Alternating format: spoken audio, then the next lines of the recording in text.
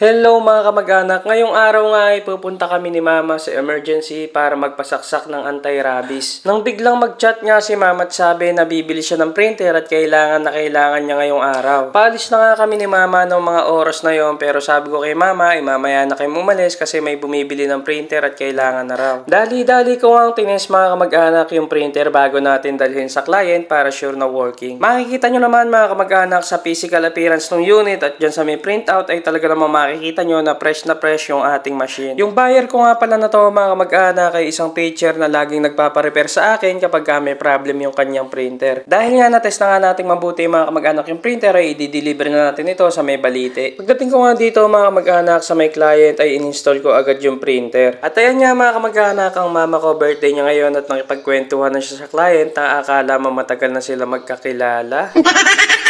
At ito naman nga yung Canon printer ni Ma'am na G2010 na sira. Sabi nga ni Ma'am ay ipapagawa niya rin ito, pero sabi ko Ma'am ay sa susunod na araw na lang po kasi nga po magpapa-inject kami at hapon na rin baka maabutan kami ng cut-off. Nung tiningnan ko mga kamag-anak yung problem ng printer ni Ma'am ay nakita ko naman na madali lang repairin. Kaya naman ginawa ko na rin at hindi na natin siningil si Ma'am. After nga dyan mga kamag-anak ay dumiretso na kami dito sa may Animal Bite Treatment Center para magpa-inject. At ito ang super cutie na aso ng kapatid ko ang sala rin kung ba't kami punta rito. Bali, tatlo na nga silang nagpa-inject mga kamag-anak. Si Mama, si Ed, si Bunso. At ako na nga yung pang-apat na biktima.